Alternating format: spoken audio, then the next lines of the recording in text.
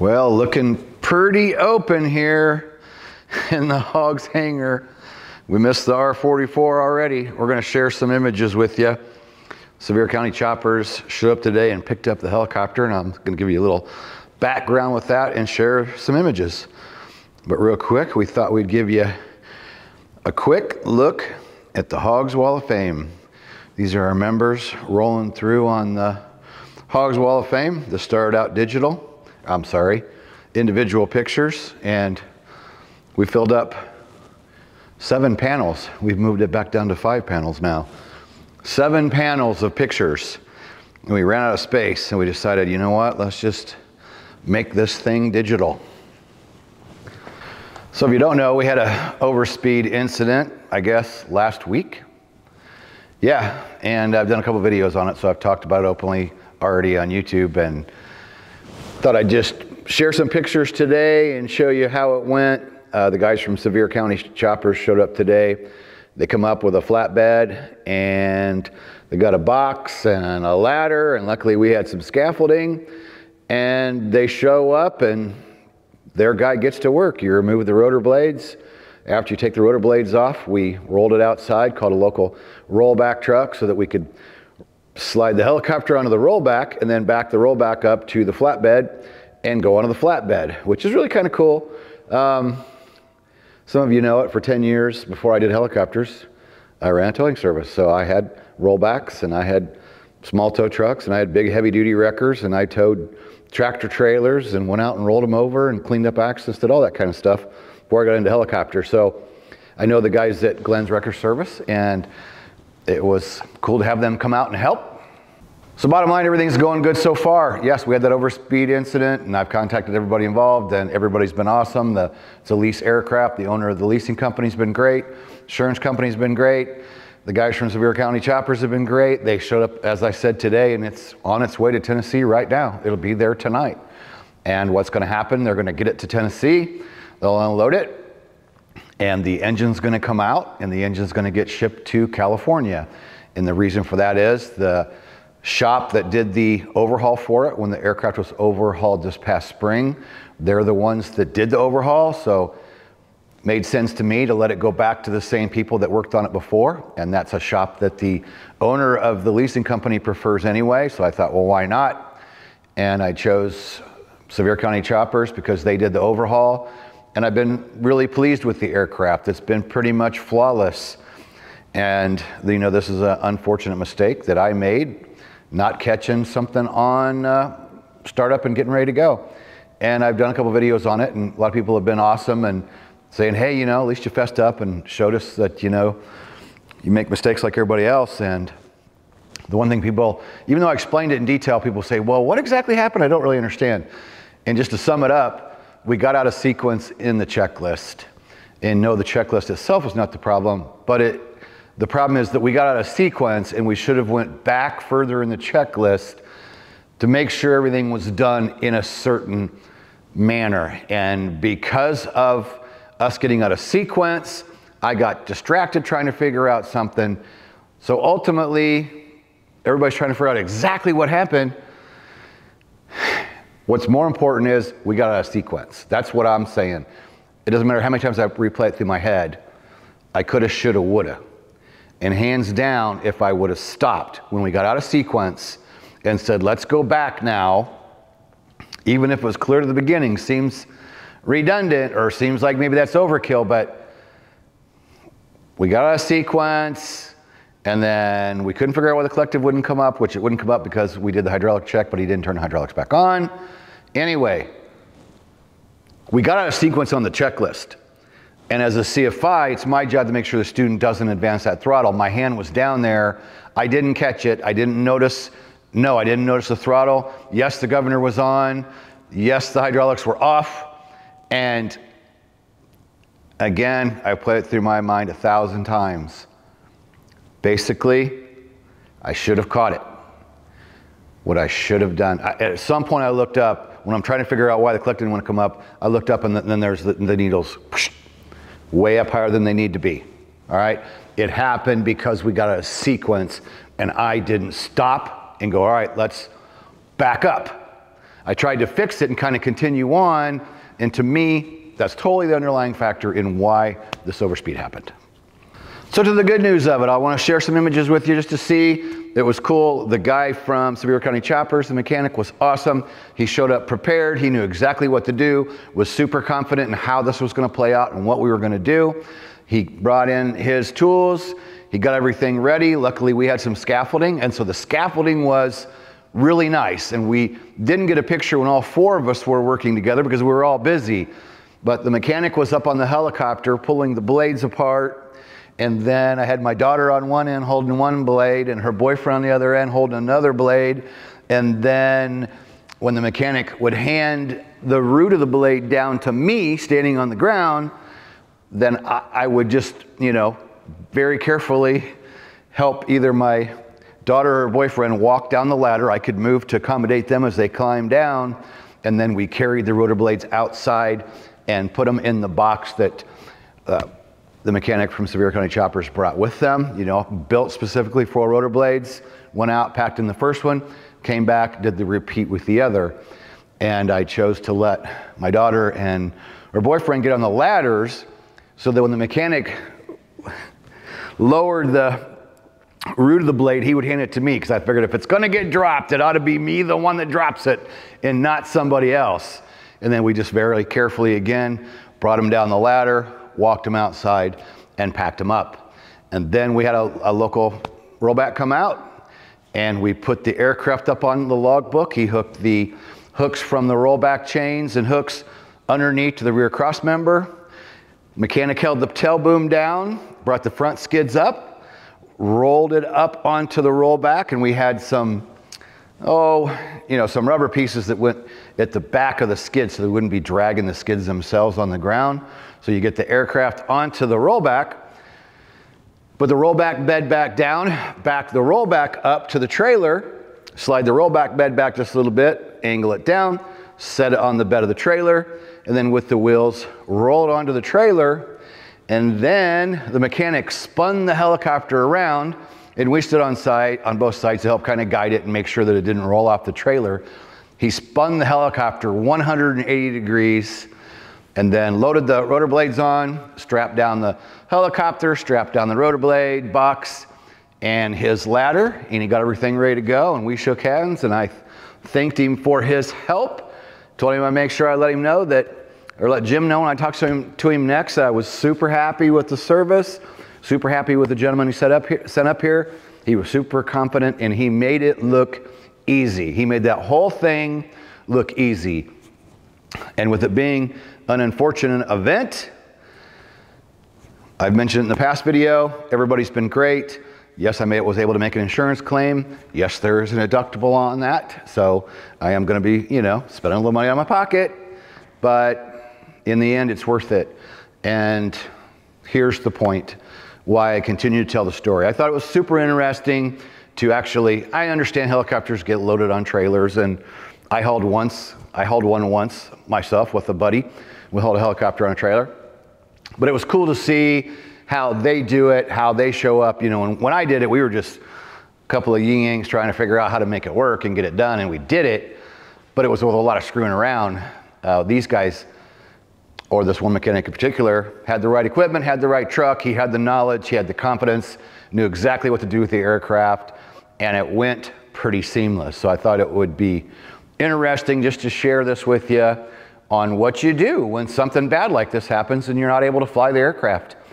You call up your ace mechanics and you arrange for the transportation and you put it on a truck and away it goes. People, of course, have been asking, well, what are they going to do? So they're going to pull the engine out. Once it gets there, they'll pull the engine out. I think I already mentioned the engine's going to go to California because that's the gentleman that did the rebuild is in California, and that's where the owner of the leasing company, he likes that engine shop. So the engine's going to California. They're in Tennessee. They will do the rotor blade inspection, inspect the drive system, get the engine back together, or when it comes back, engine will get shipped back to Tennessee. They'll assemble the whole thing, and they'll go out and they'll test fly it, make sure it's good to go. They'll test the track on it.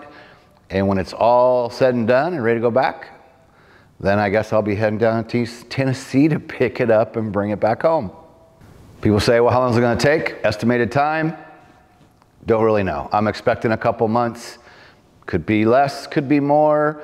Depends on what they find, right? Hopefully, they won't find a lot of problems.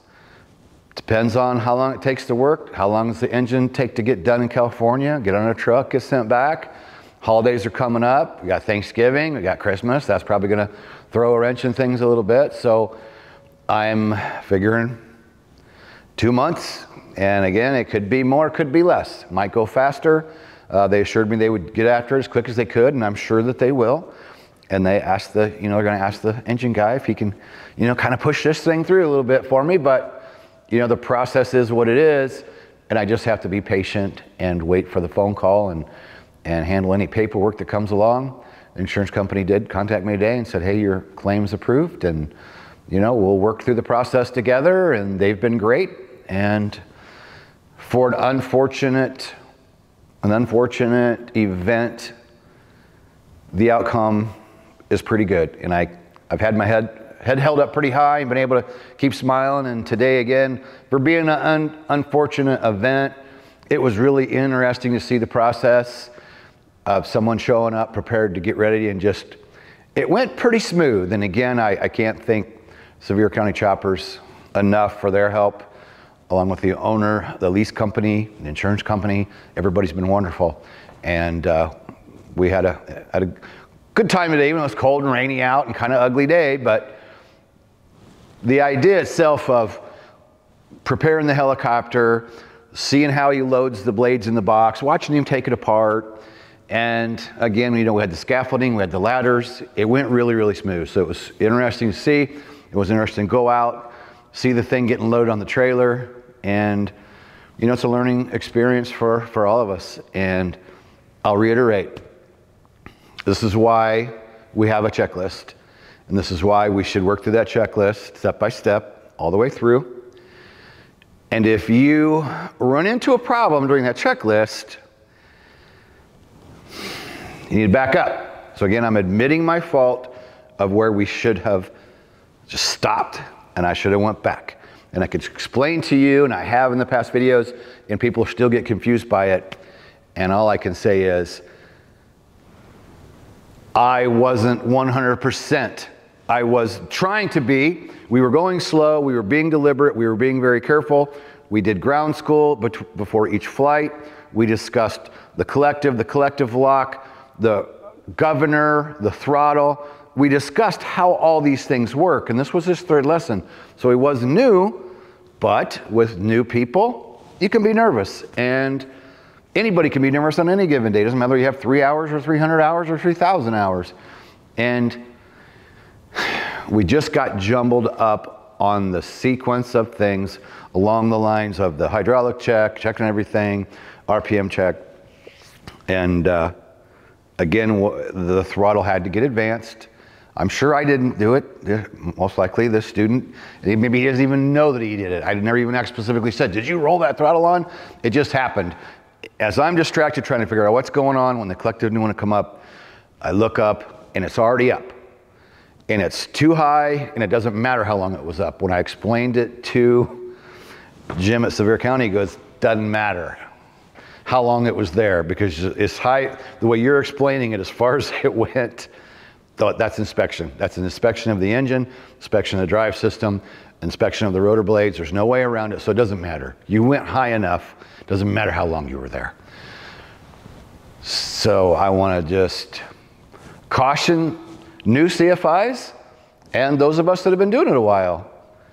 We can just never, get complacent, and we have to stick to those checklists. And I can tell you, I know in the professional environment, and I can tell you in EMS, there's guys that don't use a checklist because they think it's faster and better to get the speed to get off the ground. And even though our company didn't want them doing that, there were guys that did it. There's a lot of guys in other environments too, and I've seen it. People don't use a checklist. I get it when you do something repeatedly over and over and over, but I even tried it when I was younger and tried to fall in line with the other EMS guys. And I tried learning the flow like they did, but you know what? When I did it without the checklist, I would forget something. And So not only is there a reason for the checklist, there's a reason to go through it step by step, and there's a reason to back up if something happens along the route of getting through that checklist. I highly encourage you to back up. And then of course, guarding the throttle. We all know that. And this is what's weird is, I harp and harp about the throttle all the time. I harp about the collective lock. Having a good method for everything you do, and we do. And something that I've been seeing this year is there's a lot of people that come in here, they've been flying somewhere else in the country, and it's rush, rush, rush. And they go on, well, the flight school makes me do that. I don't understand the rush, rush, rush. You should take your time. And we were taking our time, but we still got out of sequence. And instead of backing up, I proceeded on, and I didn't catch the throttle getting advanced. Yes, the governor was on, but the governor's not going to control it if you overpower it. So that's the vicinity of where it happened and why it happened. And in the end, does it really matter? No, it doesn't, because what matters is we got out of sequence. I didn't back up in the checklist. And then when I didn't catch the engine sound or the RPM sound, and I didn't catch the throttle being twisted. I can't tell you exactly why. I'm just saying, it can happen. I thought everything was going fine, and before you know it, it only takes a few seconds, right? Only takes a few seconds to just look away, be distracted, whatever happens, looking at your telephone, whatever the case is. This is why we got to be slow, smooth, and deliberate with these checklists. And if you make a mess or screw something up during that startup, just stop, Makes me think of an EMS. They said if something's going kind of sideways, somebody in the aircraft should just go, all right, stop, everybody stop. This is ridiculous. Kind of thinking about that, right? In this environment of, we get out of sequence, we try to kind of fix it without going back. I should have just went, that's it, all right, let's just, you know what? If we're truly not in a hurry, let's just stop. Let's shut the engine down. Let's talk about what we did, and let's start over and let's work through that checklist. When I think about it, why not? Yeah, it's time consuming and kind of annoying, but his third flight, he was struggling a little bit, and that's okay. Nothing wrong with that. And we did sit and talk, and I said, hey, one good thing to do is when you have time, nothing's going on, jump in the helicopter and sit there and practice with the checklist and go through it. And we even talked about, how I wanted to get him a knee board with the strap on it so we could, work through a checklist nice and slow. We discussed that. We talked about those things. So ultimately, would have been smart just to go, you know what? We're struggling here. You're having trouble moving through there. Let's shut it down. Let's go get the knee board. Let's put that thing on. Let's talk through that checklist, and then let's start again. And let's just go through it step by step and do it right versus getting out of sequence and just trying to fix things without backing up. So let us know below. Give us a like and a subscribe if you want to follow along. I'm sure we'll do some more videos between now and the time that the aircraft comes back.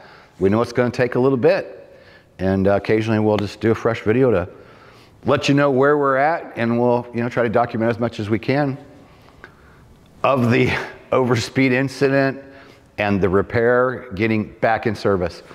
And if you're new to these videos or new to helicopters and you just happen to be watching, a lot of people, right, in the general public, like I'm talking to somebody and they'll go, oh my gosh, well, why would you have to tear it down if it doesn't seem like anything's wrong with it? If you don't understand, rated pilots already get this. If you're a pilot, you've already been training, you'll understand this. If this has already been explained to you at your flight school. The problem is, with that overspeed, something could have been damaged inside the engine, something could be damaged in the rotor system, something could be damaged in the drive system, and the aircraft appears fine. Runs okay, seems fine, but because a part has been fatigued, tomorrow, next month, next year, 2 years from now, 5 years from now, one of those parts could fail. And that's most likely going to be somebody else is flying the aircraft, or if I still had it and somebody's soloing or doing a rental, or even if aircraft leaves me and goes somewhere else, somebody down the line is going to have to put up with a failure from a component that happened while the aircraft was in my possession.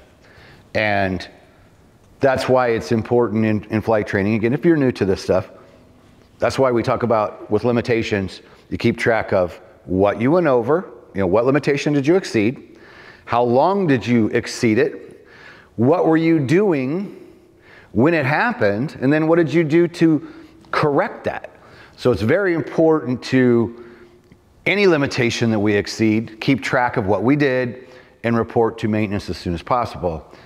And again, I knew it was going to be expensive. I knew this was going to be some headache and heartache, but I just made the phone call after we shut down and fessed up to what I did, because I could have tried to hide it, and I'm sure that there's people on this planet that have tried to hide an overspeed, and maybe nothing ever happens.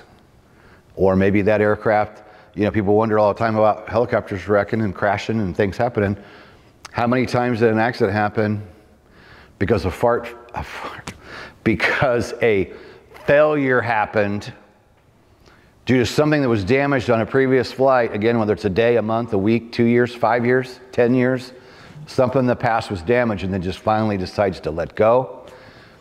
I don't want to live like that, If I would have chose to try to hide it, and just go, well, it'll be okay. We were on the ground, we were flat pitch. It was just, probably wasn't there long. I'll be okay. It'll be fine.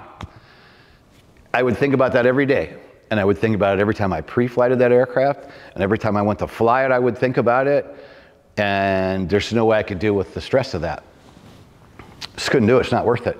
And I knew making the phone calls, nobody gave me a hard time.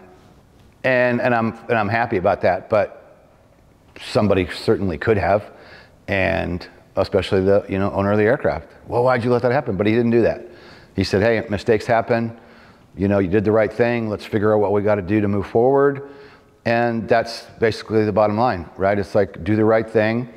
And yeah, it's going to be costly. And as a renter or a student, whatever the case is, maybe my videos, I hope, will help somebody along the way fess up where they thought about just going, well, if I don't tell anybody, nobody will know. Maybe they'll just go, you know what, that's the right thing to do. I'm just going to walk in right now, and I know it's going to be expensive, and maybe they'll, who knows that the consequences will be for fessing up. So encourage you to do that. You exceed a limitation, have an overspeed, just keep track of it the best you can and notify your mechanic, your flight instructor, the flight school, the owner of the aircraft, whoever you need to contact to let them know that something's happened is what you need to do.